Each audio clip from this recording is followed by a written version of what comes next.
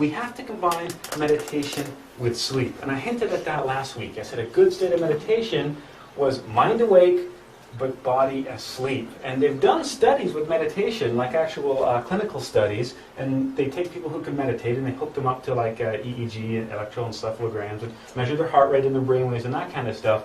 And they've discovered that a deep state of meditation physiologically is actually quite similar to sleep. Okay, and that's one of the things that we're trying to achieve. And I don't know why. I'd studied a lot of meditation in many different areas, many different schools. I paid all kinds of money to learn how to meditate. And for some reason, nobody came out and said that to me. So I didn't realize that's what we were trying to do. Remember we talked about the 5 phases of meditation last week?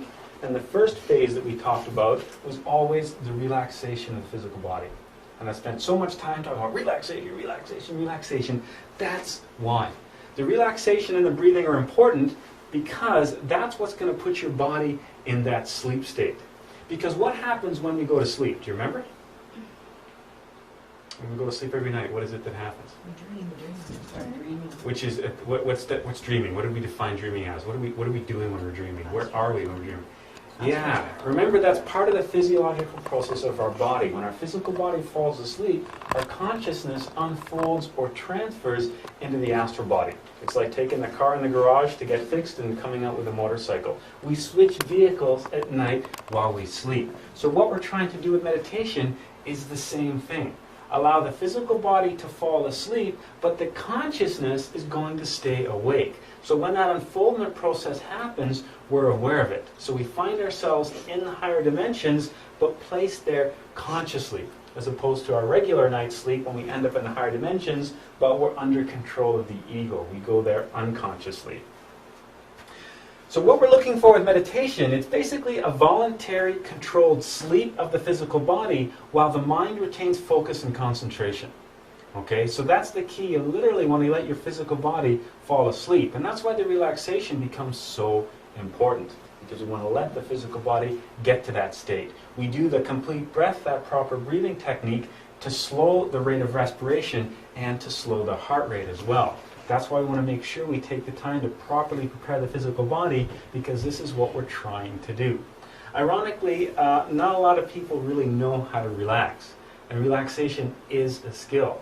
With time, you get better and better at it, as in you can put yourself in a deeper state much quicker.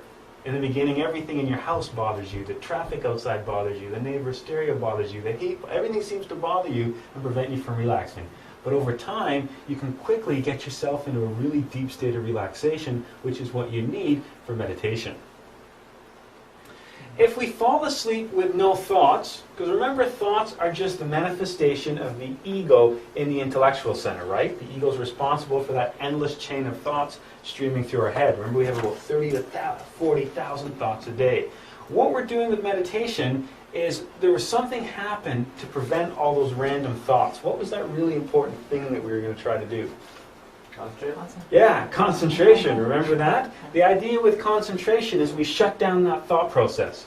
Concentration was holding a single thought with a purpose, whether it was on a visualization, whether it's on our heart, or our breathing, or on a mantra, or a chant, or whatever. What we're trying to do is stop that thought process and take control of the intellectual center. If you're concentrating successfully, basically you've wrestled control of the intellectual center away from the ego. Okay? Now, if we fall asleep at that point, if the physical body drifts off to sleep while we retain control of the intellectual center, then there's no thoughts there. Therefore, we have no dreams. Okay? So meditation is like going into a dream but staying conscious.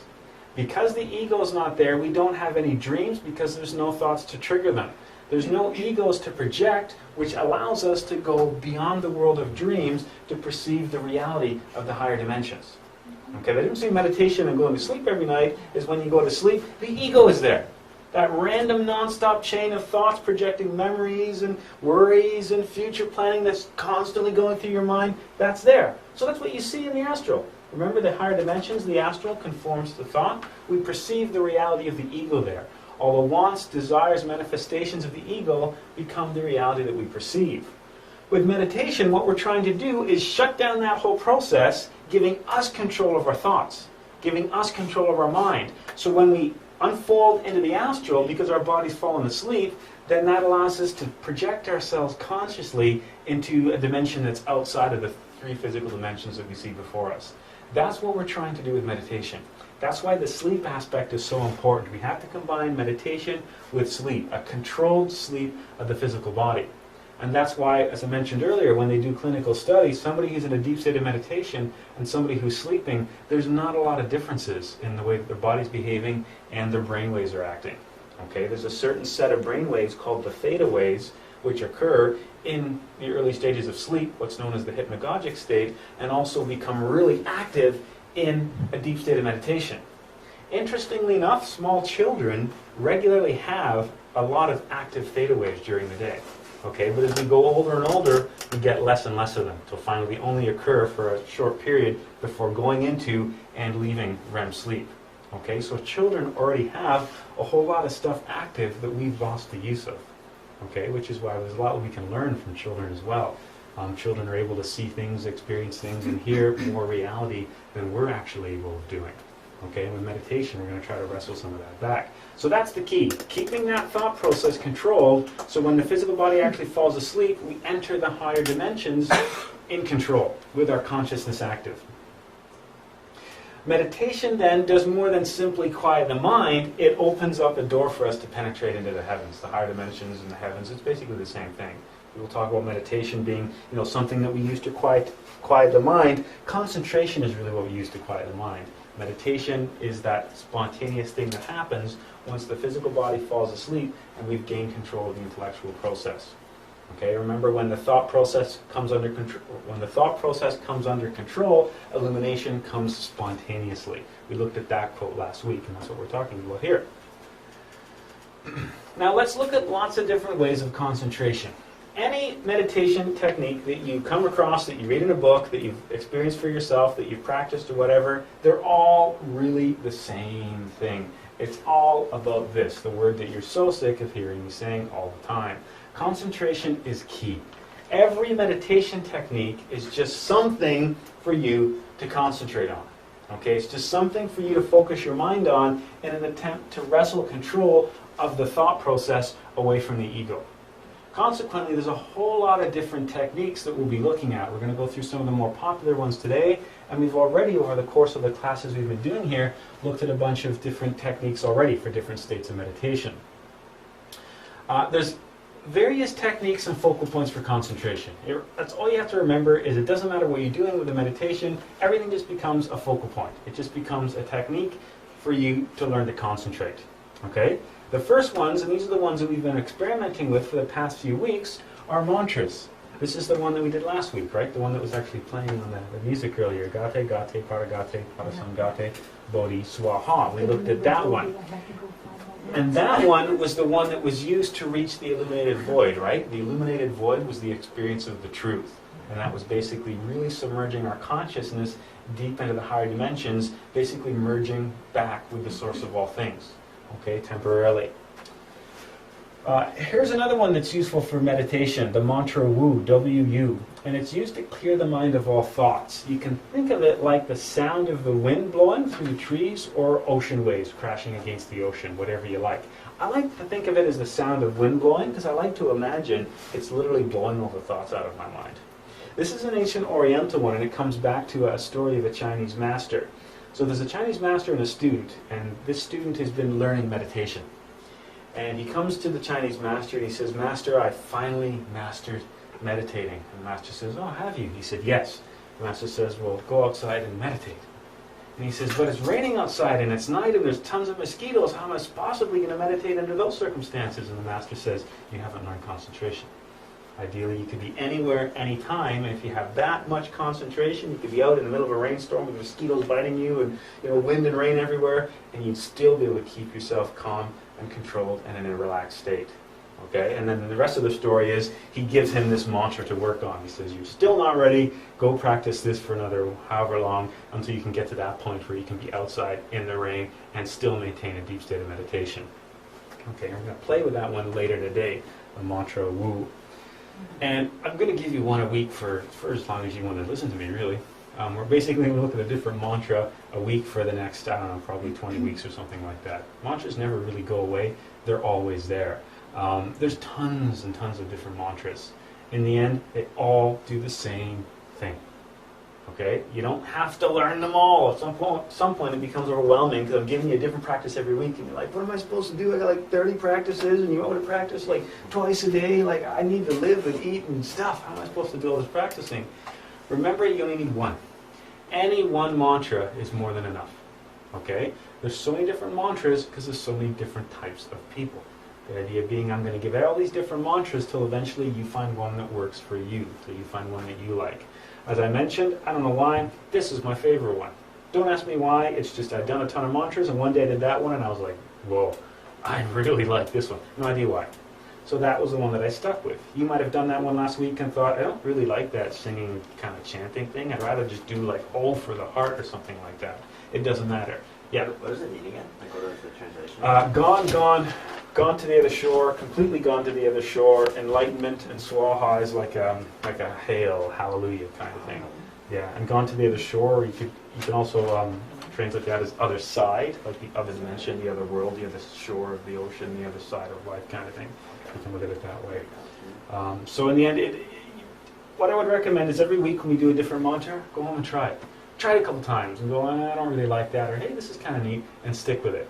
It's better that you pick one and stick with it than you try a different one all the time, because you're not really developing any abilities with it. Don't forget, too, some of the mantras work specific chakras. Remember the energy centers of our body? And in order for the chakras to develop, you've got to keep feeding them energy for a sustained period of time. So if you're trying to develop a particular chakra, changing them up every week isn't really going to be a benefit either. So what I would say is pick the one that you want to work with, and then every week just try putting the new one into your routine and see whether or not you like it. If you don't like it, then don't do it again. Okay, I have mantras that I've been taught that I tried once or twice and I don't like it. And I have to teach them at one point in the class, but secretly I won't tell you which ones. I'm like, I just don't like this. I never do this one. It just doesn't do anything for me for whatever reason. Everybody's different. You find one you like, you stick with it. Give them all a chance to see if they work, and if not, just pick one and work with it for an extended duration. Definitely don't be meditating and try like a different mantra every 5 minutes or something. Like stick with it for an extended duration. Don't keep mixing it up all the time, especially not during the practice itself. So mantras will never go away. We've looked at probably 5 or 6 already. We're going to keep looking at more mantras, but I don't want to focus the entire time on mantras because let's look at some of the other different things you can do. Another technique for meditation are koans, Zen koans. They're basically little tricks to occupy and silence the mind, because your mind's kind of a pest that way, and that it's really a difficult thing to control. Zen koans are little tricks that we can use to occupy and silence the mind. It's a way that we can exhaust our mental process by giving it a little trick, a little riddle to try to solve. A Zen koan is meant to be inaccessible to rational understanding. It's a riddle that your mind cannot solve because it has no rational answer. Okay? It's like a question that can only be answered by the consciousness. Okay? It's a question that the intellectual process, the ego, can't answer. Because the intellectual process relies quite heavily on reason and logic. Things are supposed to happen very reasonable and very logical. Okay, and that reason and logic is based on things we've been taught, our life experience, things that we've seen, things that other people have done. That's how we assemble the process of reason and logic that we have. Memories and experiences come into play big time with that. But a Zen koan is a trick. It's something that doesn't speak directly to the rational mind. It speaks directly to the consciousness. And remember we talked last week, that's the way a lot of the world's great books are written. Books like the Bible, the Quran, the Bhagavad Gita, they weren't meant to be taken literally. And many times there's passages that people still fight and argue over the interpretation of. The idea being it wasn't supposed to be interpreted like that. It was supposed to be meditated upon and to reach the point where the information reaches the consciousness where the meaning is fully grasped.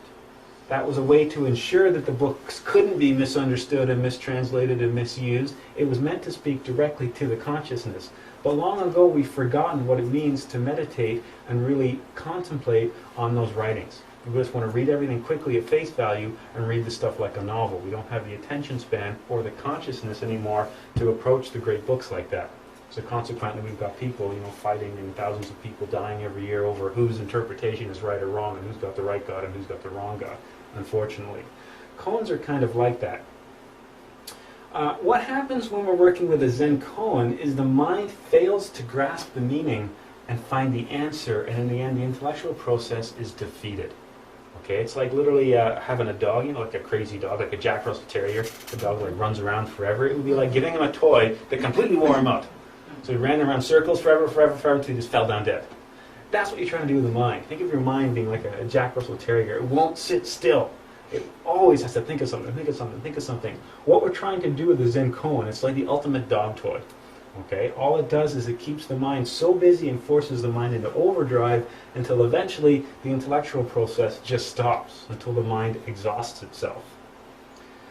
Remembering that koans can't be grasped with the intellect. When you first look at them, and I'll show you some, it doesn't make sense. That's crazy, that's silly, it doesn't mean anything. Okay, that's the point. The point is it's going to speak directly to the intuition. It speaks directly to the consciousness. You have to force the mind to crack the riddle.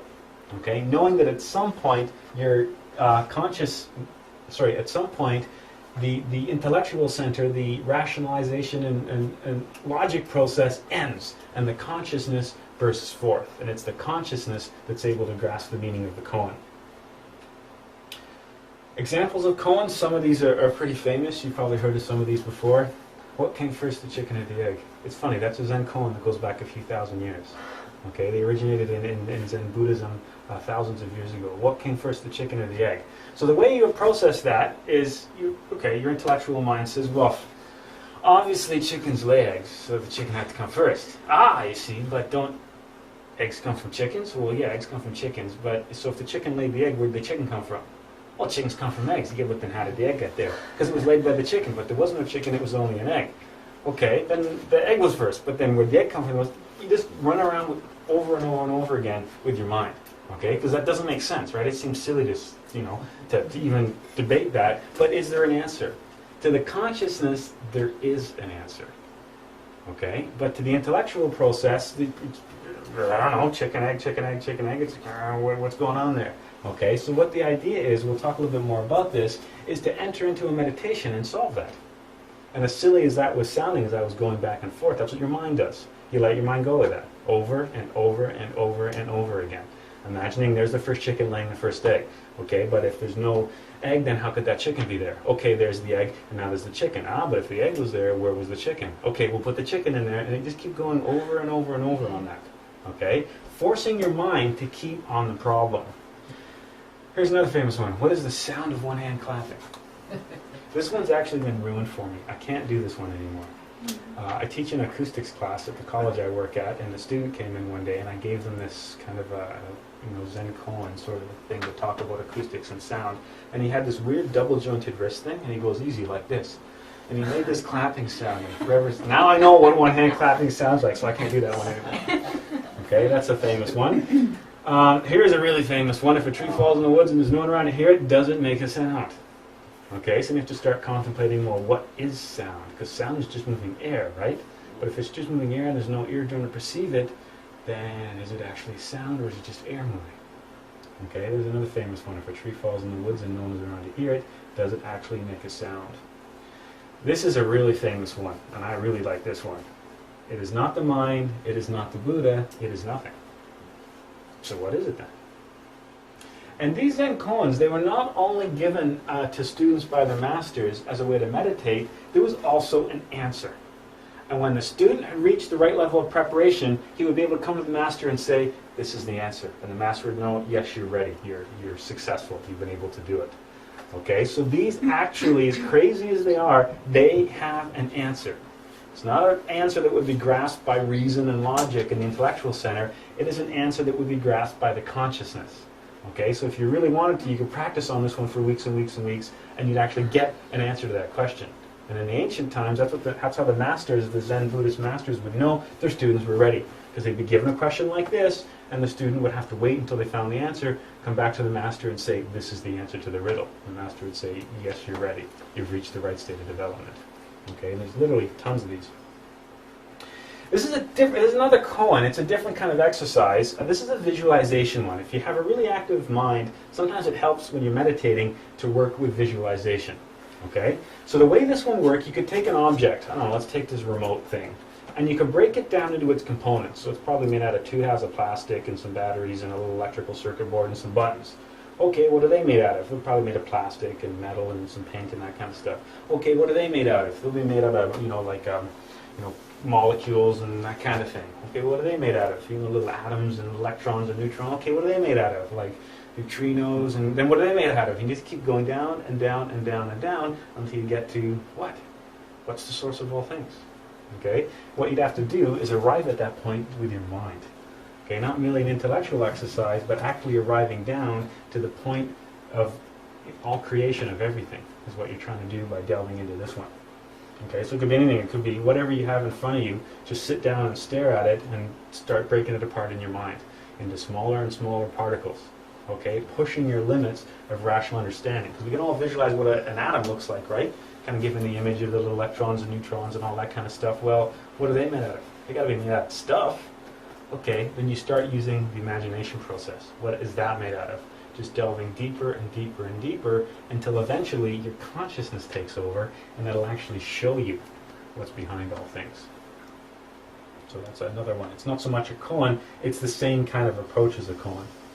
If you're into Zen koans, you can just type them into Google. There's literally hundreds of them. You can just find one you like and go, yeah, I want to give that one a go. Okay, because I just really like that one, don't know why, I just do. Okay, this one I don't like too much. This one's been ruined for me. I like this one as well. Here's another type of a Zen koan, a visualization exercise. Imagine you're hanging in the middle of a forest by a rope 20 feet off the ground. You've got no clothes on, your hands are tied, your feet are tied, you've got no tools. How are you going to escape? Try to run through all these little scenarios, how you can get yourself down, get that rope untied with everything that you've got tied. You can't bite the rope, you can't cut the rope, you can't do anything. You've got no tools, you've got nothing around you. There's no one to help you. There's nothing in reach. You can't swing yourself to anything. How are you going to get down? You're just in the middle of nowhere, stranded from this rope. Just same thing as all of these. You attempt to figure it out. You just make your mind just keep thinking and thinking and thinking about the koan and how to solve it. You have to concentrate on the koan and attempt to solve the riddle. The way this works is you let your mind explore every possibility, no matter how silly. The mind's going to suggest, oh, this is a way we can go with this. Then you want to run that logic down until it encounters a brick wall. Okay, turn around and do it again on something else. Well, what about this? And then go that way. No, that didn't work. Okay, just like the logic of the chicken and the egg. What comes first, the chicken or the egg? Okay, well, chickens lay eggs. Chickens have to come first. Let's go explore that route. Okay, the chicken was first. But chickens come from eggs. So we need an egg before we get a chicken. Okay, that didn't work. Okay, the egg was first and the egg hatched into a chicken. But then who laid the first egg? Okay, let's go back to the chicken again. You're just exploring the different options, letting your mind run with them until you hit an obstacle. Okay, once you hit the obstacle, you retreat and then try something else. No matter how silly it comes into your mind, no matter how goofy it is, you want to explore the possibility. You want to take that particular nugget of reason or logic and basically exploit it until there's nothing left. That's what you're trying to do with the koan. Okay? You have to be determined. Gradually, your mind will tire out. Okay? You can literally force the mind to do the chicken-egg thing, using each reason. Chicken first? No, this is why. Egg first? No, this is why. Chicken first? No. Egg first? Just back and forth like that. Eventually, your mind tires out. But you have to be determined. Because you know what your mind does when it gets bored? I want to think about something else now. I want to think about summer vacation. I want to think about the barbecue. Your mind just attempts to abandon the koan and run away before it's exhausted. You have to bring it right back and say, nope, we're doing this. Okay, think of a stubborn child that doesn't want to wash the dishes, and you grab them, put them in front of the sink, and you can't move until they're done. Okay, that's what you're doing with your mind. You can't go until this is solved, forcing them to attack the koan. It's persistence that's the key. Your mind will attempt to distract you with regular mundane thoughts. Don't identify with them and lose the koan. If you're trying to solve the chicken or egg, that's all you should be thinking about. Concentration is key. And persistence is really important. Okay, you want to tire out the mind. If you keep giving the mind a break by letting it think about the barbecue or think about summer vacation, then you're letting the mind recharge itself before it comes back to it. You want to tire it out. Think of that crazy Jack Russell Terrier. You don't let it stop and rest. You want to keep it running until it falls over. Okay, that's what you're doing with your mind with the Zen koan. Keeping it on the koan and making it solve the riddle, making it find the answer. No matter how bored or how distracted you become, you got to force it to solve the riddle, because eventually your mind stops. The intellectual process ceases, and the koan starts bringing you answers. You start to see different courses that you didn't see available, and you start to arrive at a different point. Okay, don't give up. It's persistence which tires out the mind. Okay, that's the key to using a Zen koan. There's another technique we can look at. This one we'll do at the end as well. This one is a really interesting one. There's something called the duality technique, and this one is actually quite revealing on a lot of different levels. So we've looked at the ideas of mantras. We've been using mantras for a few weeks now. We used a good mantra last week. We're going to work with the mantra Wu this week. We looked at Zen koans, which were just riddles. There's a lot more of them you can find on the internet if you didn't like any of the ones that I listed. But the duality technique is different. The duality technique is the continuous process of placing opposites against every thought that we have. The duality technique is simply whatever enters in your mind, you think the exact opposite. That's what the duality technique is all about. Okay? Intentionally thinking the opposite of whatever thought enters your mind.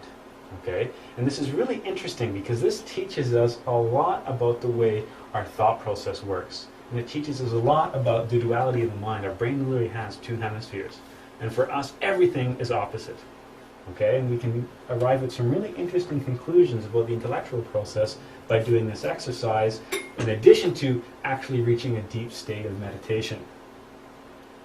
Remember, every thought that you have, everything that enters your mind is one of two polarities, a positive and a negative. And I don't mean like good and bad, I mean thesis and antithesis.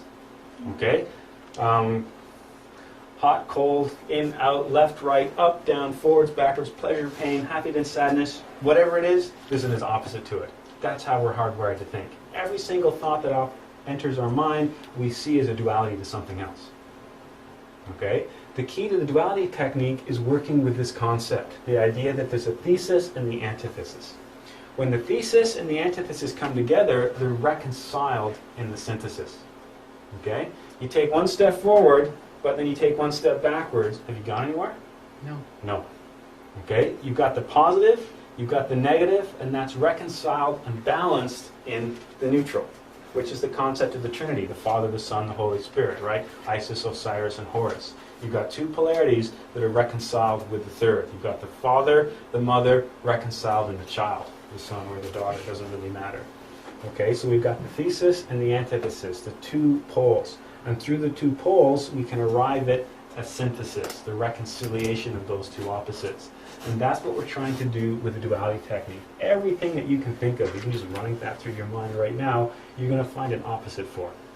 Okay, that's exactly the way the mind works. And it's that technique that we're going to use to exploit that little shortcoming of our mind in the way that it looks at things. Through the study of opposites, we arrive at the synthesis, and that's what I was just talking about. Every mental form can be eliminated through its synthesis. The ego introduces an idea into the mind, or introduces a memory or an image into the mind in an attempt to get us to identify with it, right? So the ego says, barbecue, summer. And now we identify with that image of the barbecue in the summer, and we start thinking about it. This is the food I'm going to get, this is who I'm going to invite, this is what I'm going to do. And you start basically daydreaming or fantasizing about that barbecue, which we know pulls you out of the present moment, right? Remember, that's one of the challenges of being human. You're never in the present moment. Ironically, you miss your entire life. You're sitting in that chair right now, but you're not really here. Well, you're here now because I said that, but you'll be gone in a few seconds. Okay, you'll be drifting off into the past or dragged ahead into the future. Either way, you're never conscious. Okay, and this is what we're trying to do with the duality technique. We're going to try to eliminate those mental forms. And this is interesting because one of the classes that I teach an acoustic class, which is why I occasionally give you all this physics type stuff. And there's this interesting experiment that you can do in acoustics that I like to show with my students. You can make a speaker make sound into a room, and then you can make another speaker make the sound in the opposite polarity, and those two really loud speakers actually cancel each other out, and there's a point in the room where there is no sound whatsoever. Okay? This is exactly what you're trying to do in your mind. Okay, so this is something that you can demonstrate physically. You can do it with light, you can do it with sound, you can do it with radiation, just by inverting polarities. Okay, so you can have a point in a room where there is no sound by messing with the polarization of the speakers. Okay, you can do the same thing with light and other stuff as well. That's what we're trying to do in our mind. The thought that comes into our mind is like one polarity. We're going to instead generate the opposite polarity to cancel the thought out. It's like our mind wants to push us in a direction and makes us take one step forward, but we immediately take a step backwards, so we haven't gone anywhere. So we haven't gone into the past or gone into the future, but we remain in the present moment with our consciousness and our awareness active. Okay, that's what we're trying to do with the duality technique. Remembering that the thoughts we have, they should pass through the mind without leaving a trace. Remember I said before, the thoughts in our mind should be like cars on the street. They just simply drive by. Okay, we don't acknowledge it. We don't get in the car and let it take us for a ride. We just happen to let it drive by. Or you can sometimes say our thoughts in our mind should be like clouds in the sky. They just drift by. They're inconsequential. They're there, but they're not a part of us. And they just simply pass us by without interacting with us whatsoever. That's what we're trying to do here. When we reach that state where the thoughts just simply pass us by, then we can say that we're not identifying with them. So the ego is generating the thoughts in an attempt to get our attention. But if we simply let the thought go, then we can stay in the present moment. We can keep our consciousness active without falling back into the daydream, without falling back into the want and the fantasy, the desire, and the illusion that we see before us. Okay, so thoughts should pass through our mind without moving us, without pushing us in a particular direction, without us identifying with that particular thought. We eliminate the effects of the thought by arriving at the synthesis. Okay? Imagine your mind like a clear lake. That's what it should be. But every time a thought enters your mind, be it a memory or an image or something like that, that suddenly creates all these ripples that travel out on the lake. Those ripples are like you traveling along with a thought to see, where it goes, what are we going to, if it's a thought about summer vacation, what are we going to do, where are we going to go, who are we going to invite, what's going to happen, how much money is it going to cost. Those are like the ripples that are created by that initial thought. So the thought is like the stone dropped in the pond, but then all the ripples that are created are like you identifying with the thought, letting it go in all those different directions. What we want to create is a situation where imagine a calm blue lake, and a stone drops into it, and then nothing. There's no ripples. That's what we're trying to do with the duality technique. We eliminate the traces by arriving at the synthesis. The thought is a push or an energy in one direction, and we're going to push back with an equal amount of energy or force in another direction. The net result being no movement. There's no consciousness shift. You simply stay in the present moment with the awareness active. So you don't identify with the thought or the image. The one aspect, the one polarity, be it, say, negative or positive, cancels the other one and negates the effect of the thought. It's the whole one step forward, one step backwards, I haven't moved anywhere. Okay? Every thought is the ego pushing us in a direction. Okay? Normally we let it push us and then we let it take us around and then come back again. Okay? What we're going to do with the duality technique is the ego is going to generate a push, which we immediately encounter with a push back. Okay? So right now if you're thinking it's hot in here, no, it's not, it's cold. Okay?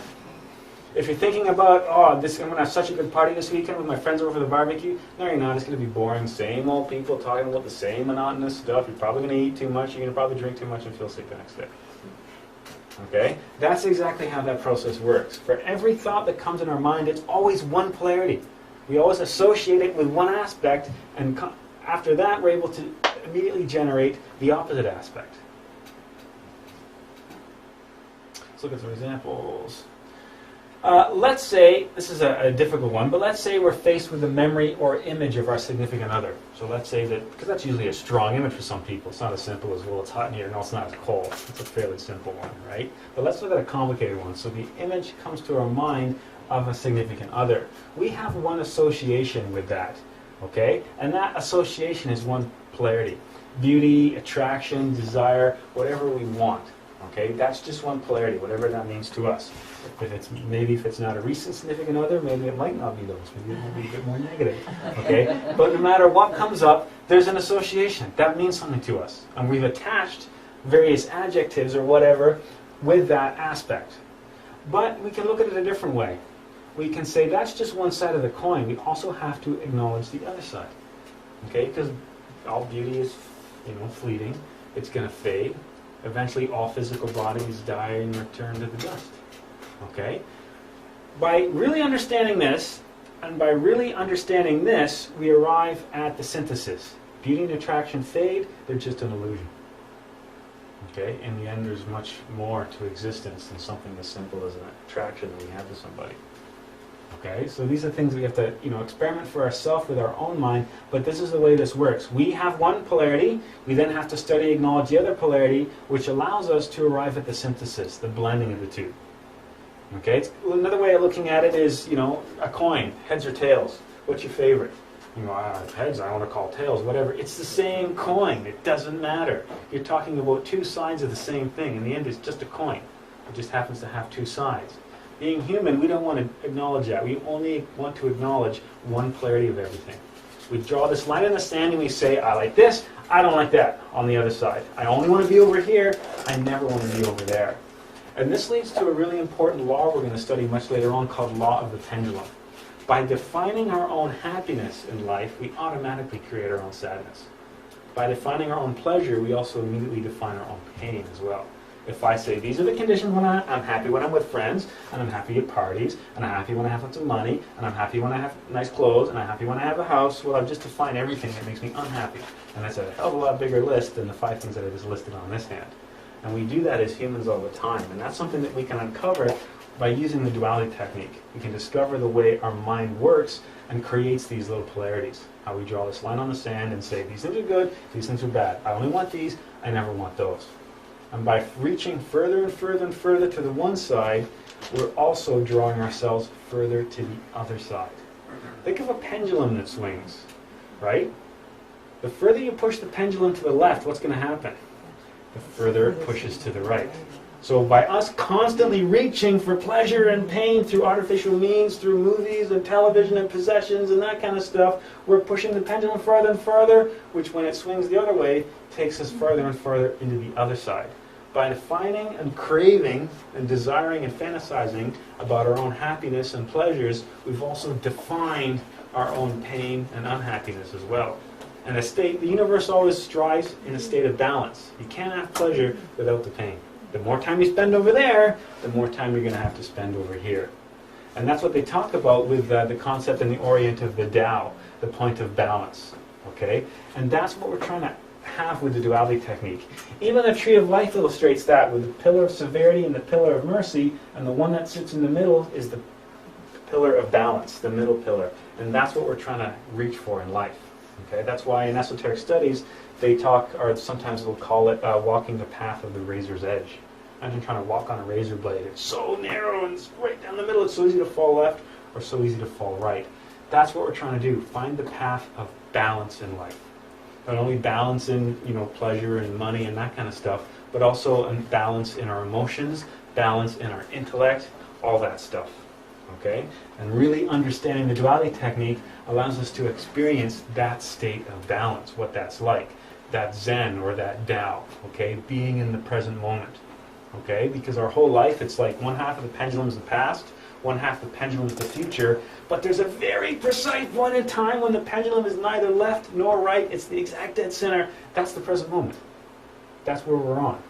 But we don't, rather than jump off the pendulum and simply watch it, we ride the pendulum as it swings from one side to the other, pulling us into the pleasure and pulling us into the pain. What we want to do is jump off and have a different perspective right in the middle. That's what we're trying to do with the duality technique. Okay? That synthesis is that point of balance. It's neither one extreme or the other, it's the exact correlation of the two. Okay? And that's the state which the consciousness works at. It's the ego that's driving the push to the one side or the other. It's the consciousness that's able to grasp that synthesis, that balance. Okay? And we're going to work with this technique today because this is actually quite interesting because it really teaches you a lot about your mind. And it's different in that other techniques you're trying to, stop your thoughts. With the duality technique, you're like, bring them on. Let's go, think of stuff, come on. Which, the weird thing is you usually immediately stop thinking about stuff when that happens. Because it's almost a form of self-observation, too. Suddenly, let's be conscious of my thoughts. I'm thinking this, okay, what about that? What about this? And how about this? And you have a little tug-of-war with yourself, right? You're having a tug-of-war with your mind until eventually your mind says, screw it, I'm done. And you're left in control, okay? That's actually what's happening with the duality technique. So some examples, if we think of the room as warm, imagine it being cold. If we're thinking about the good time we had with friends last night, think of how boring and monotonous they were. The result is to make every arising thought ineffective. No ripples on the pond. Okay? Every arising thought becomes ineffective. For every step forward the mind attempts to take, we make it take a step backwards. Okay? Breaking that thought process. Because it's the flow of energy from positive and negative that the ego uses to sustain itself. It's the flow of energy from positive to negative which actually sustains all of creation. Okay? Think of the light, the battle between the light and the darkness. They're just two polarities of energy. And it's the constant shift and balance of energy between those 2 points that basically fuel all of creation. Okay? The ego uses that to sustain itself because it knows it can push us one side or the other, and we're going to, just like a teeter-totter. One person pushes up, the other person pushes down. So they're swinging back and forth. The ego uses that to fuel and sustain itself. What we're trying to do with this process is interrupt it, to bring the mind to a halt. Okay? By every little step forward, we push it backwards until eventually the ego or the mind just gives up and says, forget it. And then we've arrived at a different state of consciousness. Okay? We've arrived at that synthesis, that state of Tao, that state of Zen. The infinite procession of thoughts are exhausted and the mind remains still.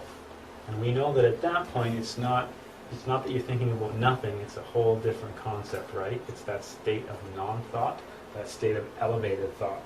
It's an emptiness that's full of everything, for lack of a better term.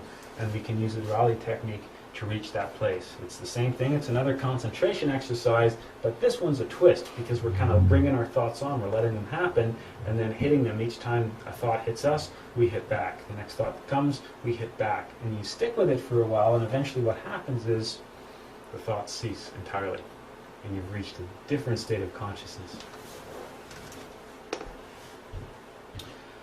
Let's look at some of the different obstacles of meditation. We looked at mantras, you've got a ton of those already.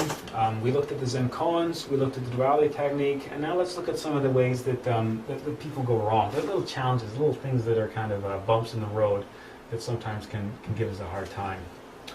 During meditation, our mind is, and I'm using the term assaulted here, because that's what it feels like. The harder you fight the mind, the harder it starts to fight back. Okay, you can be assaulted by all kinds of different memories, preoccupations, desires, and it's really interesting because the more you meditate, the more you start to control the regular mundane thoughts, the ego gets tricky and it'll throw like a wild card at you. So next thing you know, you're entering a meditation and you just, things are going on, then suddenly a memory comes up that you haven't thought about in 20, 30 years maybe. You're like, where the hell did that come from? And it's got your attention that you just riveted and stuck with it. That's the ego getting tricky. It's saying, okay, you don't want to think about work, you don't want to think about home, you don't want to think about the summer, you haven't thought about this in a while, and it kind of throws something at you that really gets your attention. Okay, and it's weird, but you have to remember that the ego is its own consciousness, it's its own intelligence, it knows exactly what it's doing, and it's wrestling for control of your mind. Okay, and the more you practice with meditation, the more you really get a sense of that. Where you're just going into a meditation and just when you're right at that point where you're probably going to win, suddenly there's this thought that comes out of nowhere. Sometimes it's a pleasant, really pleasant thought, your first kiss or something like that. Or sometimes it's like a weird fear or something that comes out of nowhere. You're like, whoa, I haven't thought about that for a while. That really freaked me out. That was weird. Okay, all these things seem to come out of nowhere. Is it like a song that you can't get rid of in your head and just keeps on playing in your head? Do you ever have that? Yeah. You hear a song and you don't even like it. Yeah, same thing can happen with thoughts. Same thing can happen with the thought. Yeah. And in some cases, really negative states like depression and stuff are a result of that. You get stuck with a negative thought and you just can't get it out, and that brings on depression and anxiety and all the associated effects. And they okay. call it ruminating in psychiatry. Yeah, like a cow. Yeah, you just can't stop. You just keep going over and over and over and over again. Beating The same yourself thing. up. But that can happen during meditation. You just get stuck with something, and it's a really strong thought that you can't get away from. The good news is, if you've got to that point, you're obviously doing something very right, because you were actually, fighting all the regular mundane thoughts until something stronger came through. The egos are simply creating conflicts to our attention and concentration in an attempt to distract us. Okay, because it wants us to identify with thoughts. Because when we identify with thoughts, then we feed and sustain the ego at the expense of the consciousness. Okay, we need to break that. To establish a correct basis of meditation, when you go into a meditation, you got to be free of ambition, fear, egotism, greed for powers, and yearning for results. If you're like an instant gratification person, then you're not going to have a very pleasant time in meditation. If you're kind of like, I want everything and I want it now, and I don't have to work for it. I want to go home tonight and I want to meditate for 20 minutes and I want to experience the illuminated void and I want to stare directly at the face of God before my TV show starts at 8:30. Is that going to happen? Yeah, no. Okay? What I mean, yearning, greed for powers is a lot of people get interested in things like astral projection, intuition, clairvoyance, and all that kind of stuff. Those things, I like to think of them more as side effects of meditation. They shouldn't be what you're seeking, but it might happen along the way. Okay, people that really want to get into things like fortune telling and clairvoyance, and sometimes they get too caught up in those, and they never actually learn to meditate properly, which is what you need to activate some of those higher powers that we have. Fear is a funny one. We'll talk about fear because can be a large element of fear in meditation. As same thing with astral projection and some of the other things that can happen to us. We'll talk about that. Yearning for results, free of ambition, that's the same thing. You should meditate for the sake of meditating. Okay? Because it's great for the physical body. So it does wonders for your heart rate and your blood pressure and your stress levels. That's what you should do it for.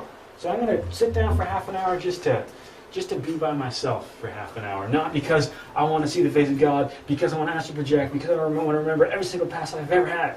Because that's not the right basis. You're going to come out disappointed, and what happens is if you set the ladder too high too quick, you get discouraged. Okay, just like people that I'm around music a lot and musicians, and it's the same thing. If you've had a child, you probably experienced this. Children that want to take up a sport or take up music, and they want to be able to do something amazing within the first few days, and they can't, so they give it up. So that guitar they got for Christmas, come February, is sitting in a closet somewhere, never to be touched again. It's the same thing, and we're just as bad as adults. Okay, if you started piano lessons, you know that you wouldn't be able to play Bach's works within the first few months. Try a few years if you were lucky.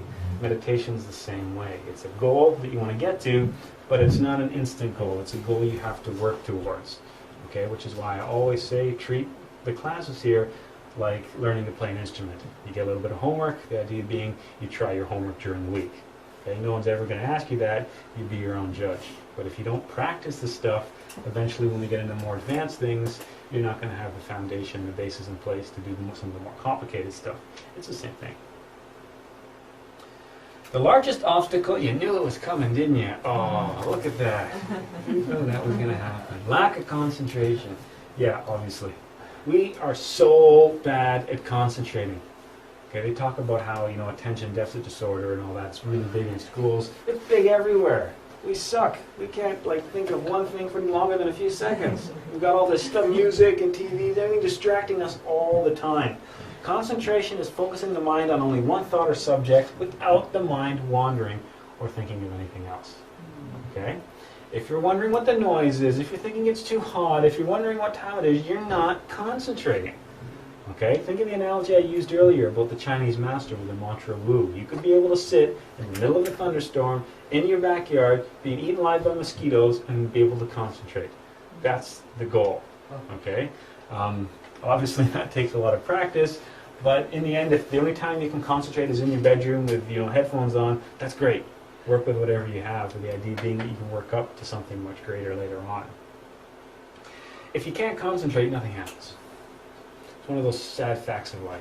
If you can't concentrate, you'll feel better after the practice because you've been breathing deep, so you've been relaxed. Your mind's probably been distracted from a lot of worries and stresses, so your blood pressure will be low. You'll feel better about yourself. But as far as accessing the esoteric side of meditation, you're not going to progress very far if you can't concentrate. Okay? And sometimes, you know what? Sometimes it's easy, sometimes it's hard.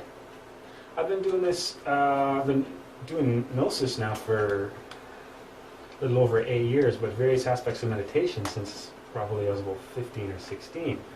And there's sometimes that I decide to meditate. I'm going to meditate tonight or whatever, and I go into my meditation room, I sit down, and I'm like, you know what, it's not going to happen. That one thing is bugging me. I really got to deal with that. I got to go make that phone call or whatever. Okay, so you're not always going to be the master of meditation. There's sometimes different times of the year will influence it. Different phases of the moon can influence it. There's all kinds of things that can influence your state of mind and state of concentration. You have to get a sense of when that is for yourself. What times make it easy and what times make it hard. Okay, but you have to focus on the concentration. If you're not concentrating, you're just sitting in a chair. You're not really going anywhere. Okay, and unfortunately, you can fool yourself into thinking you're making any progress when you're really not. You have to dominate the mind. Think of Jesus riding that donkey into Jerusalem on Palm Sunday. We've got to take control of our own donkey, our crazy mind. We have to dominate it if we wish to enter into the higher dimensions. If our mind is flying anywhere, or flying all over the place, you don't get the benefits. Okay? If we aren't concentrating, then there's an expression, you're doing it mechanically. You're simply going through the motions. You know what's mechanical? The ego. And you can fool yourself into doing a regular meditation every night for half an hour, which is simply an exercise for the ego. It's just going through the motions. I'll sit down, I'll go, oh, or make whatever sound or whatever chant while I'm thinking about work tomorrow. Okay, that's purely an exercise of the ego, and you're not making any process. Okay, I know you're so sick of hearing me talk about concentration, but that's the obstacle. Everything else, to quote Master Sam, is as easy as drinking a glass of water once you learn to concentrate. This is the obstacle you have to overcome. Everything else is easier after that. Everything, whether it's astral projection, working with past lives, developing chakras, whatever. It's all easy once you dominate the mind, because the mind is the obstacle. Our mind is the prison that we have to break out of. Concentration shuts off all thoughts but one, which leads to that state of meditation or non-thinking. Remember that picture I showed you last week? If you do not get there, nothing will happen. You can't get from your regular state of mind directly into higher dimensions. You have to go through the bridge of concentration. Okay, you have to practice concentration, but the good news is you can practice it anytime you want to, no matter what you are doing. That's the neat thing about concentration. To practice concentration, you don't have to be in a room by yourself with some incense and a candle in the dark corner of your house or something like that. You can meditate anywhere. You could be concentrating right now. You could be concentrating at work. If you properly understand how to work with concentration, every single thing that you do is a meditation. Okay? You can be doing the dishes and working on concentration. How? By doing the damn dishes and nothing else. You can be driving to work, focusing on concentration. Okay? You can be tying your shoes, developing concentration. Okay, so concentration doesn't just have to be something we do in a meditation. It can be something that we do 10, 20 times a day. Okay, you can pick an activity. Okay, same thing as self-observation. Whenever you're washing the dishes, going to the bathroom, eating food, tying your shoes, whatever, and say for the next few minutes, this is all I'm going to do, and resist any other thought coming into your mind.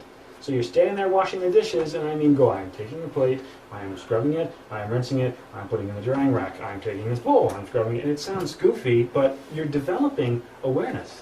You're flexing the muscle of your consciousness by staying in the present moment. Because normally how you wash dishes is, oh, what am I going to do work tomorrow? I'm going to do that thing, and then this weekend is going to be, and your hands are just doing its own thing. And sometimes to the point where you drop something or smash something that pulls you out of it, and you go, whoa, I wasn't even aware I just smashed that dish against the other one. And if everybody practiced concentration when they were driving, we'd all be paying $20 a year insurance, and there'd be no car accidents. Okay, but there's so many car accidents because people are in the car, but their mind is somewhere else. And we've all done it. You've all done this, right? You get home from work, and you're like, whoa, what am I doing here so early? What happened to the last few minutes of that drive? You just weren't conscious for them. Yeah? What about playing chess or even playing video games?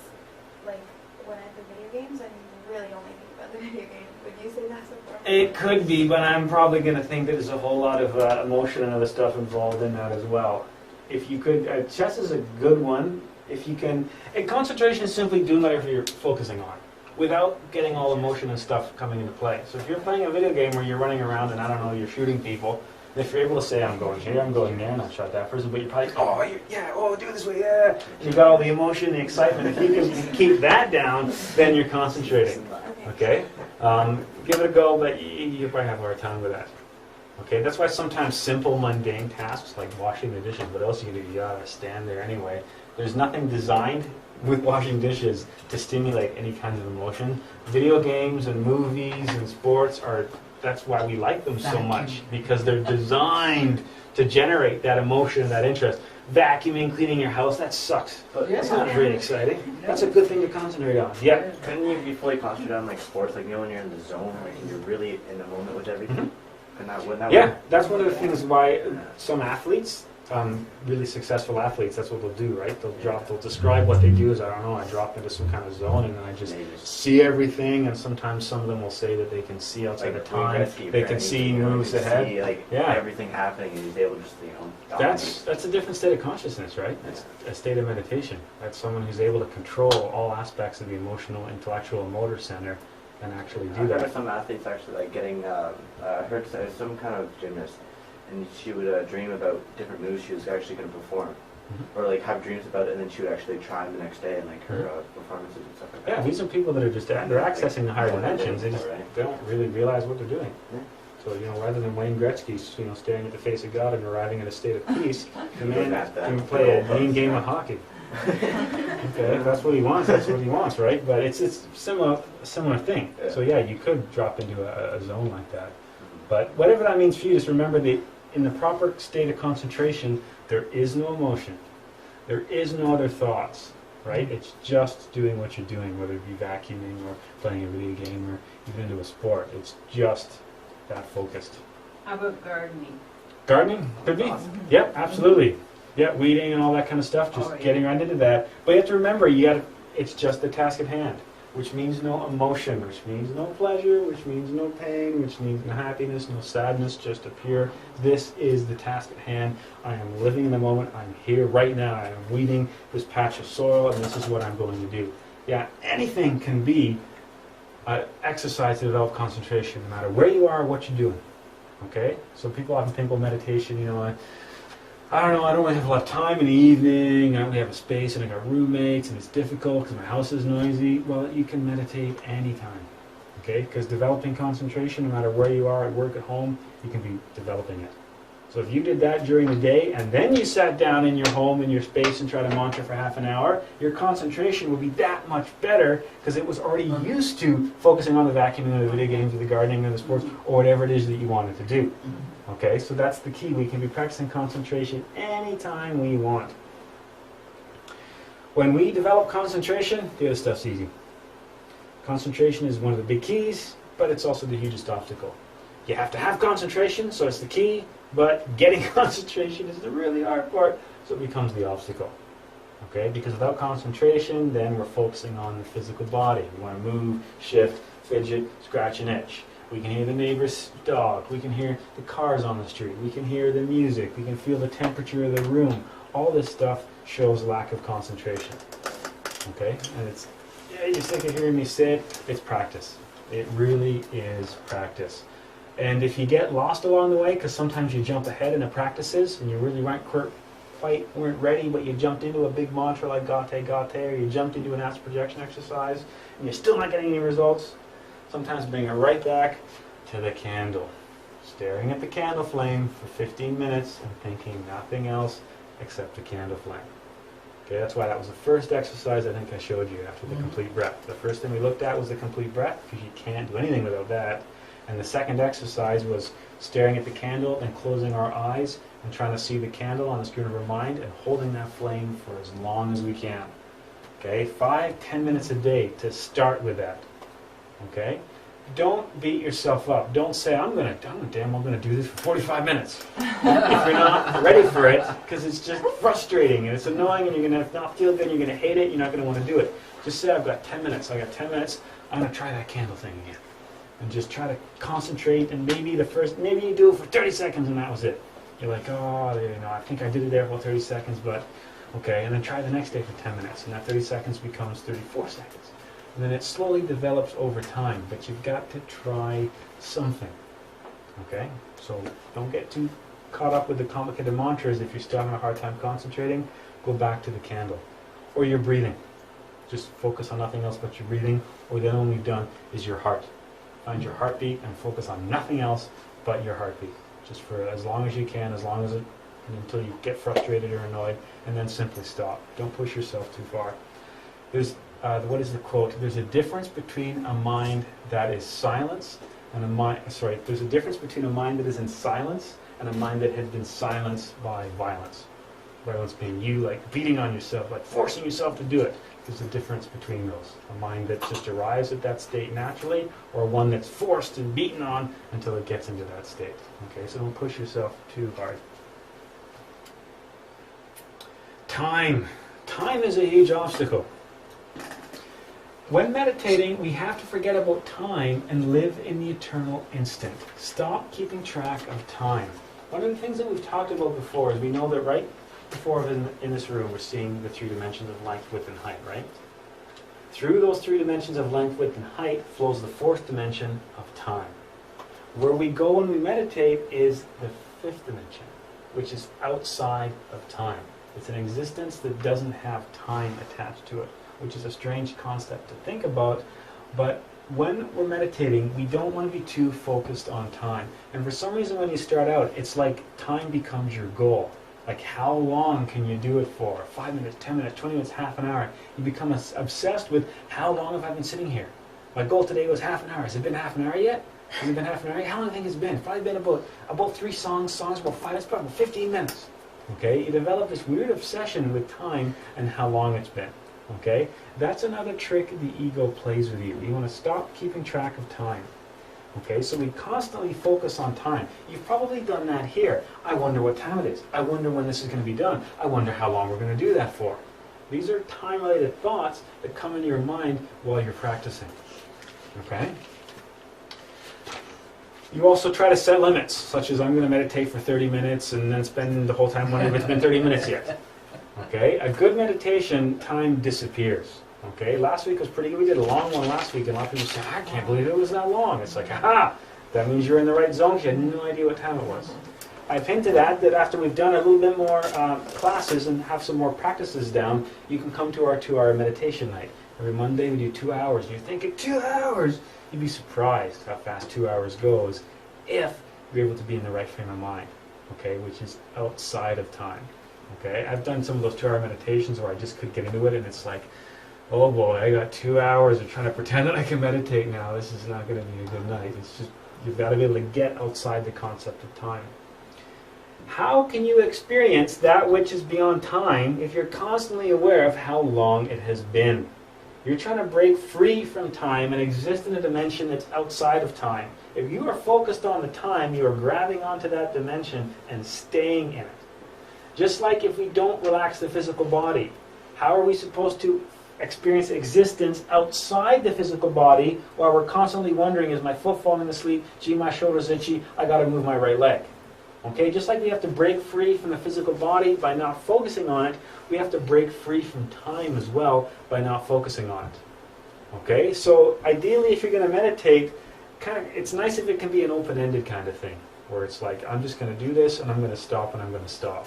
I have a CD that I use, and at some point in the meditation I'll realize the music is over. Like, oh, the music is done. It must be time for me to stop. I don't know exactly when the point where the music ended, but I kind of use that as a cue. You can try something like that yourself. Worst case scenario, set an alarm. If you're afraid of going off, I don't want to be late for work or something, set an alarm and say the alarm will take care of the time. I don't have to worry about that. Okay? But it's funny because you keep track of time in this weird internal process. You've all done this before. You set the alarm for the next day and you wake up like a minute before the alarm's supposed to go off. You're like, how the hell did I do that? Yeah. We've got this internal clock that we use, right? So you really have to break free from that. So time can become an obstacle. You can become too conscious of the elapse of time, and it prevents you from breaking outside of that dimension. This is a tough one. Fear sucks. The ego of fear must be comprehended, or else it prevents us from reaching the higher levels.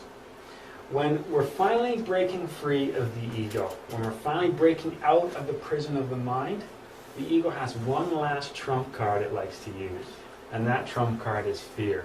You know the horror movie scenario where the monster finally falls over the cliff? For the last minute, that one hand comes up and grabs the guy by the ankle? That's the ego of fear. Okay? That's the ego going, oh, I've lost, I'm done. Ooh, but I got one more trick. And it throws fear at you. And this can actually catch you by surprise. Sometimes the sensations associated with meditation, and especially astral projection, they're kind of scary because they're not anything you've experienced before. I was quite surprised to discover the first time I had a really successful meditation, it was met with a good dose of kind of like, what the hell is going on here? This is really weird. I don't think I like this. Just because it was new and novel and different. A lot of the sensations of astral projection can be quite scary. Okay, one of the famous ones of astral projection that's scary that you might have experienced is, you ever woke up in your bed completely paralyzed with something pushing down on your chest before? That's something that's associated with astral projection. That's been described in humanity for like thousands of years, going back to Chinese texts. This feeling of pressure on your chest and being unable to move and just feeling like you're paralyzed, there's something wrong with you. That's related to astral projection, different states of consciousness. Okay, so sometimes fear could become a little bit of an obstacle. It can prevent us from reaching higher levels. When the egos are silenced and the essence is liberating itself, the sensation can sometimes feel a little bit like dying. A little bit like ceasing to exist, ceasing to be, losing our identity, becoming annihilated, merging with everything. The sensation of merging with everything can be quite profound, but at the beginning it feels like to merge into everything, you have to lose who you are. Remembering that who you think you are right now is the false self. It's the ego. Okay, you might have heard the term ego death before. Okay, it's something similar happens in meditation. When you finally break free of this prison, this shell that you think you are, sometimes at the back of your mind is, I'm losing everything. I'm losing who I am. I'm losing the physical world. What about my job? What about my family? What about my kids? What's happening here? Okay, sometimes that can generate that fear response. Not always. Some people just can't wait for that to happen and it feels beautiful and liberating and all that kind of stuff, but sometimes along the way this can happen. And I wasn't prepared for that. I didn't know that was going to happen. And the next thing I know, I was like freaking out thinking that I was dying and losing my sense of self and wondering if I was ever going to ever able to come back. Okay? The way to get through the fear is to practice. Okay, because in the first couple of times I'd start meditating, I'd start having success, and I'd start having these different sensations, and it'd get a hold of me, and I'd come back to my physical body. Be like, whoa, that was creepy. There's like this light that started as a point, and was like slowly enveloping, and then all I could see was this brilliant light, and then I closed my eyes, and I moved. I was like, what the hell was going on there? You broke the concentration, okay? But the next time that happened, I was like, okay, I remember this. Let's see where this goes. Let's stay with this a bit longer. No, I still don't like that. I want to come back. Okay? But with practice, you go a little bit further each time until you start to look at some of the things that might have freaked you out. They become the signs for, yeah, I'm looking forward to this. This means it's working. This means I'm doing the right thing. Another one that kind of freaks you out, I talked a little bit about last week. You know your meditation's starting to work when you start to lose awareness of your physical body. Your hands feel like they've gone numb. You're like, where are my feet? I can't feel my feet. I don't know what position my feet are in. You've got to let go of that. Okay, what your body wants to do is move or shift to reestablish that connection with your hands or your feet or something. Don't, because that means you've given up concentration, you've directed your attention back to your physical body, and the ego has won. Okay, but as you meditate, sometimes that, I can't tell where my hands are spreads into I can't tell where my arms are, I can't tell where my body is. What the hell is going on? It can be kind of like, not fear as in making you really frightened, but disconcerting. A sensation that this isn't right and I don't want to do this anymore. I want to change, I want to move or do something like that to establish that connection. That's fear. You've got to get over that. The way we get over fear is practice. Okay? It's a learning experience. As humans, we're always afraid of that which we don't know, right? Each time we take a little step farther, we take a little step farther, we take a little step farther. Okay? But that's a practice thing. That's the only way you're going to overcome that fear, is to practice and learn what the sensations mean. Learn the little steps along the way. Okay, many times some of the things that we see, some of the things that we feel can trigger fear, which pulls the essence back into the bottle of the ego. Okay, I think I mentioned once doing a meditation and hearing somebody say my name right beside my ear. That scared the hell out of me at the time. I was like, what the hell was that? Is there somebody in the room? And it wasn't until I realized that is sometimes one of the side effects that happens. That's just your sense of clairaudience. the ability to hear in the higher dimensions active. Just like in a meditation, you can sometimes see things, see a vision or something like that for a second or two. Sometimes you hear something. You can hear a sound. There's a lot of noises associated with different states of consciousness. Some of them are kind of just different, so that can trigger you to go back into your physical body. Think of it that way. Anytime you're feeling fear or hesitation or reservation, that's the trump card of the ego. If you give into that, it's won again. And there's nothing worse than having a success in a practice only to lose it because of this. Yes? If you feel intense happiness, should you avoid that too? No. No, you can go with that one. Yeah, the peace, the contentment, the happiness, yeah, that's part of the experience of the higher dimensions. It's just sometimes that's kind of what everybody's. I'm saying this because everyone kind of expects something like that to happen, but sometimes to their shock, that's equivalent with a good dose of this. Like a big. Sometimes you see things. Like I said, the first really deep meditation experience I had ever was a point of light suddenly came into my consciousness. And I'm not saying this is what will happen either. Everybody's different, by the way, so this is not the way it's supposed to go. And that point of light suddenly just started to expand, and it was really, really bright, and I couldn't see anything other than this really, really bright light, and it kept getting brighter and brighter and brighter, and I was like, "To hell with this!" I opened my eyes, and I was sitting back in my room, and I was like, "Okay, I probably shouldn't have opened my eyes right now. That was probably a good thing that was happening." But at the time, it wasn't like, "Oh, this is the most awesome thing ever, it's working." At the time, it was like, "What the hell is going on here?" So I had to learn to get through that point. Same thing with a lot of physical sensations with the body and what happens during meditation. If you're not prepared for it, sometimes this comes out of nowhere just to trip you up. So don't give in to the fear, just go with it. But fear is such a primal basic thing that you can't always control it. That's why the only thing that you can do to get around fear is practice. Because then the next time that weird light thing happened, I was like, okay, this happened last time and nothing bad happened, so I'm going to go with it a bit further. Same thing with physical sensations. I remember this thing. I'm going to keep going with this to see where this goes. But the first time it happens, it can throw you for a loop. Doubt. Doubt is an interesting one. Doubt is the one that comes when you're sitting in the chair, you've been doing it for a while, and you're like, I should probably just go back downstairs. This probably isn't doing anything. It's probably a waste of time. I'm probably better off doing my homework, or I'm probably better off vacuuming the house or something right now. Because I don't know, maybe this meditation thing's not for me. I mean, maybe it's for other people, because I probably can't do this. I'm probably not good enough. You probably have to do this 20 hours a day. I really don't have that kind of time, and I don't know if this is even for me. That's how doubt works. Okay? You have to dissect doubt to see what other impulse it hides. Why do you not think you can do it? There's plenty of documentation about different states of consciousness in meditation. There's plenty of people that you can talk to that say, yes, meditation is real. Yes, astral projection is real. Yes, the higher dimensions are real. Okay, so they're there. Why is it you don't think you can get there? What's the problem here? Okay, and you have to arrive at that conclusion for yourself. It could sometimes be related to things like fear, or sometimes it's related to things like self-esteem, but you have to really have a good look at why that happens. Because with some people, this becomes a huge obstacle. And I've talked to people that have said, yeah, well, that's probably for people like you that have all this experience and stuff. I don't know, I've tried it a few times. I don't think I can do this. Well, why not? What's the difference between me and you? Nothing.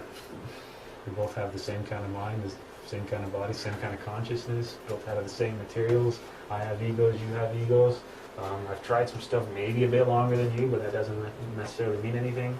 I've seen students that have astral projected in a matter of weeks, where it took me a matter of almost, to get a good, decent, astral projection experience. It was quite a while, probably almost a year.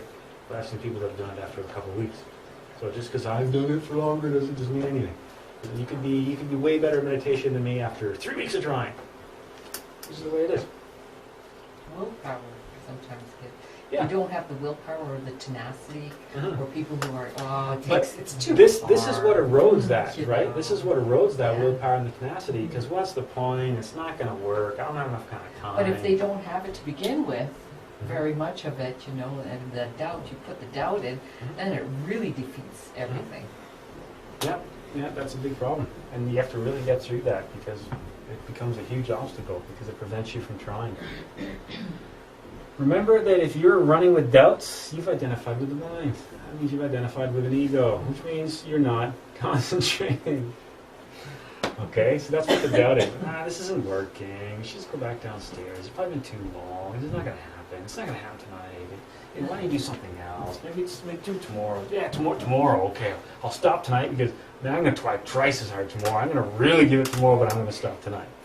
Okay, that's what you do, right? That's part of the game. You have to get away from that. Think of it as exercising. Working out, losing weight. It's like, oh, other people can do it. I can't. I don't have the willpower. I don't have the time. I can't work out. It's the same thing. Other people, can do it because they put the effort into it. Everybody who tries to meditate will be successful if they try properly. Okay, that's the way it works. Eliminate doubt through analysis and discover the underlying truth. And many times you can discover that fear can be behind doubt. It's a fear of the unknown. Through the years, all the different students that I've had, there's two reasons why people leave the studies. There's two reasons why people leave the path and don't stick around. Reason number one is because they give up. They just didn't have the willpower or the perseverance or the tenacity to stay with it. There's another reason why people sometimes leave and don't come back, because it works. And they're not prepared for that. My favorite story about this is there was a couple that used to come a few years ago, and she was obviously quite into the studies, and he was obviously the boyfriend or husband that had been dragged along and totally didn't want to be here. The guy kind of sat in the back with his arms crossed with his head to the side like, this is so lame. And every time I looked at him, he kind of rolled his eyes like, whatever, buddy. He had this whole vibe of, I don't want to be here, and this is all a bunch of crap, but I've got to come here because my girlfriend's making me, and I said we do things together, or whatever the backstory was. He totally had that vibe of like, I'm here because I did something I shouldn't have, and then we're supposed to do things together, and she's into this new age crap, and yeah, whatever. But this guy was doing the techniques because there was nothing else to do, especially for the meditations. And we did this one exercise for astral projection. It happens to be one of my favorite ones because it's a really powerful one, and it's designed to work with some chakras that people have trouble with for astral projection. And it's also it has an accompanying visualization, which makes it a really powerful exercise. Well, of everybody in that room, guess who it worked for? That guy came out of the meditation. He was like, I can't believe that happened. Like I was there, I was able to reach down and pick up the sand, and I could see it. He was like totally blown away. Never saw him or the girl again. Because if you weren't ready for it, that means you now have to redefine everything you think you know about reality, your life, and your place in the universe. And some people just aren't ready for that. Yeah. Maybe because he had no expectations. You know what? I always wondered that, because the guy was like, he was free of ambition, free of results, wasn't yearning for all those things listed earlier. He was just like, I can sit down here and do this thing and think about this thing, yeah, whatever. Boom, the guy was there. And when we were done, we came out of it, he was kind of standing there shaking his head, and he was just like, I can't believe that. And he was like totally blown away, and everybody was so uber excited. He was talking about, and I never saw him with a girl again. And that happens sometimes, right? It just was too much, there's too much fear associated with that. There's too much kind of, what does that mean for the rest of your life and the universe and everything I thought was, I thought this is how life and reality was, and I've discovered that it's not that way, and it's not that way. So sometimes that can be a problem, and that can oftentimes get back to fear of having to, acknowledge a lot of these things, and that's where doubt can come in as well. Importance of meditation. Meditation is the key. You have to persevere. When one has really had a mystical experience, nothing can stop yearning for liberation. As I mentioned earlier, you guys are in the catch-22 position. I call it the catch-22 because you really haven't had any concrete experiences, so you don't really have a lot to draw on, so it's really easy to go, I don't know if this is really for me, I don't know if I want to meditate tonight, I'm kind of tired. When you've had an experience, everything changes because now you know what you're after. Right? Once you've had one experience in meditation or one experience with astral projection or something like that, or you're remembered an aspect of your past lives, then you're like, yeah, I want more. This is real. I can do this. I really want to go after this now. But you're in the stage where, or you might be in the stage, where you're kind of like just going on face value of like, okay, this guy said this will work. I'll try it. I don't really know. And that's a hard position to be in because nothing's really fueling that desire. Once you've had a mystical experience, then nothing can stop you. It's like, wait a second. If this is for real, then this means all these things are for real, then I have to know. I have to know, I have to experience this for myself. And then you've got something to drive that yearning. You've got something to to reach for that goal. But right now, the goal's kind of vague and hazy for you. You're kind of going on, I've heard there's other dimensions, and I think I can reach this different state of consciousness, but I don't really know. That's the position that you're in. Through experiences, we draw the strength to persevere in the work. If you're here, it's probably because you are like-minded. You've been thinking about this kind of stuff your entire life, probably. You've always known that there was more to life than, 9 to 5, Monday to Friday, work, play, home, get a house, get a car, grow old, die, leave somebody a bunch of money. Okay, you've probably always known that there's something more to what you see with your eyes every day. Okay? It's through experiences that you draw strength to persevere. You have to take that knowledge and now put it into action. Remembering, like I've said this quote a bunch of times, one of the things Master Sanal is famous for, it is better to do 1 hour of practice than read 100 books on esoteric subjects. Because you can read until you're blue in the face. In my earlier days, that's what I did. I amassed a massive book collection. I spent insane amounts of money tracing down individual books that were published in like the 1700s because they might have the answers. And I read book after book after book and spent crazy amounts of money and never found the answer in any damn page anywhere. Okay? And now, I found the Gnostic path because I'd had kind of interest in this stuff, and that was what really introduced me to practicing, and it was through practicing that I got an experience. The books didn't help at all. Gave me a bunch of intellectual knowledge. I could quote all kinds of things and talk about Cornelius Agrippa wrote in 1568 that, whatever. Okay? It wasn't until that I actually practiced that I got somewhere. And I don't like to think it was wasted, but I wasted a lot of time. I wasted a good, probably almost 10 years of really wanting to know, really wanting to be on this path, really trying to work, but I thought it was going to be in a book or on a web page somewhere. Sorry? If you wait a lifetime doing that. Yeah, you can waste a whole lifetime doing that. I figured it was going to be the secret was in some book, or I had to meet the right person who would tell me the secrets. I didn't realize it was all inside. I just had to get to them. In order to get to them, I had to practice. In order to practice, I had to have the perseverance. Yes? Sometimes books can guide you to a certain way of thinking, and then you start discovering things. Yeah, in absolutely. But there's always going to be a on the practical side. component. They complement each other.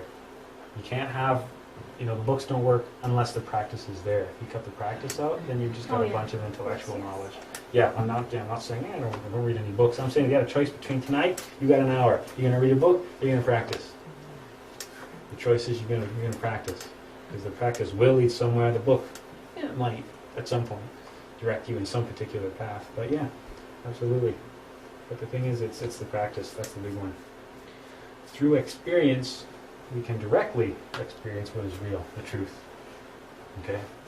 Call it God, call it Brahma, call it Allah, call it Krishna, call it Jehovah, call it whatever the hell you want to call it. It's all the same damn thing. It's the truth, the source of all things. That's something that can only be experienced. It can never be taught. It can never be told. It can never be shown.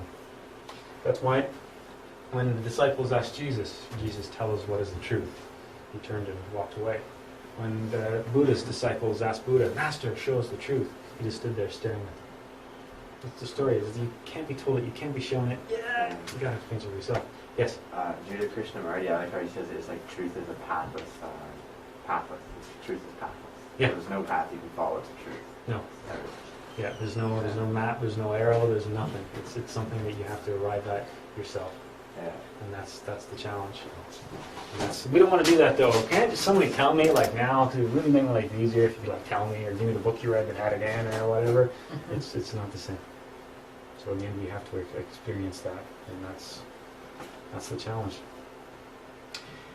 In the beginning, we occasionally perceive fleeting images during meditation. Later, we perceive all the images of the superior worlds.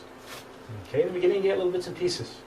You maybe get to see a vision or a symbol or see something or have an answer to a question or a word or an image pop in your mind. And then over time, those images and scenes gradually transform into you being fully immersed in the higher dimensions. Remember that graph I drew last week that had little breaks in the arrows? And so eventually those breaks get bigger and bigger. That's what we're talking about here. Okay, so it is a learning, even the process of meditation is a learning process. Okay, it's like, planting an acorn and getting an oak tree. It's a slow, gradual process. It's not an automatic, suddenly the universe is yours in one meditation. Each time you go a little bit farther, you learn a little bit more, you go a little bit deeper. Okay, it gradually develops over time. In the beginning, you see neat little images and things like that, but over time, that changes. Over time, you eventually perceive all the images of the superior worlds. Okay? And remember, we've all heard the expression, when the student is ready, the teacher appears. He's probably not going to be a physical one that you find. Okay? It's not a physical teacher that you encounter. Most of the teachers of humanity, they're in the higher dimensions. That's where they are. Because once you get there, then you've done the necessary prep work, and they know that you're ready. So I know that's a quote that a lot of people, think about, and they're waiting to meet that one person. Well, probably not going to meet that person. I'm not that person. That person's waiting for you. You just got to go to them. And they're not in the physical.